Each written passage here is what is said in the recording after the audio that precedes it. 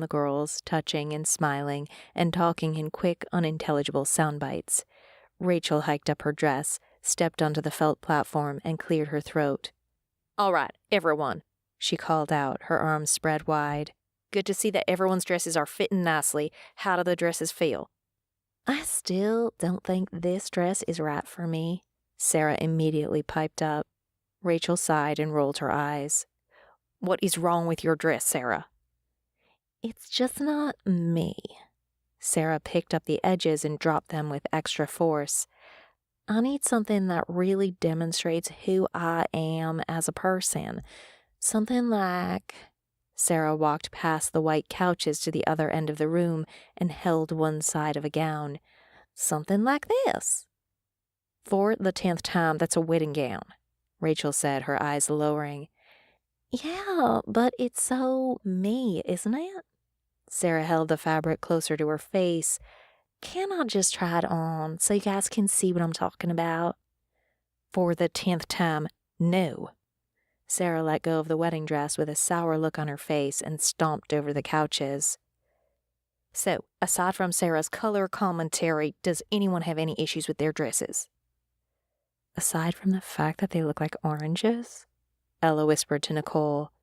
"Florida oranges," Nicole whispered back. "Colors match, lengths match, roses match." Rachel squinted her eyes as she scanned the group. "If there are no objections, then I need everyone to change out of their dresses. I will bring them to the Bachman estate in the back of my van. They will be hung up in the guest house's dining room, which means no one will be allowed to eat, drink, or socialize in that room until after the wedding day. Do I make myself clear?" A small murmur permeated through the crowd of bridesmaids. "All right, then," said Rachel.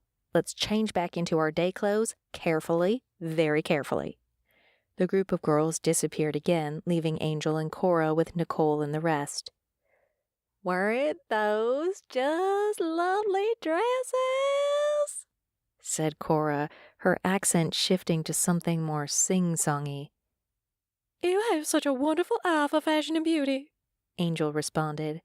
"I think those are some of the prettiest bridesmaids' dresses I ever saw." "What do you think?" Cora asked, looking at Nicole. "What?" Nicole yelped. "The bridesmaids' dresses. What do you think?" Nicole looked to the ground. "They were bold." Cora laughed. "Bold? You Yanks have funny ways of complimenting people." "Are you celebrating Florida oranges with your dresses?"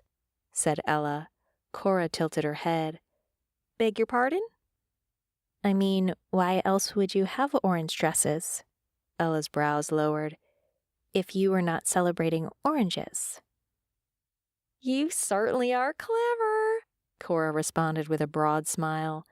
"That's exactly where I was going with that. Oranges are a source of pride for us Florida belles. I wanted my wedding to represent that." Ella's jaw went slack. She glanced sideways at Nicole before pursing her lips. "What did you think, Laura?" Cora turned. "They're nice, really nice," Laura said with an unsure nod. "They are, really, eye-catching." Cora laughed again. "I'll never get you Yanks." Eventually, the wedding party came back, hanging up the dresses on the rolling rack one last time. "Let me put these in garment bags for y'all, and they'll be ready to go," Angel said with a huge smile before pulling the rack down the hallway and into the back room. Within minutes, Angel came out with the rolling rack again, this time with 3 garment bags consolidating the row of dresses. "Let me roll this outside for y'all, and y'all can load it from there," Angel said, pulling the rack behind her as she exited her store.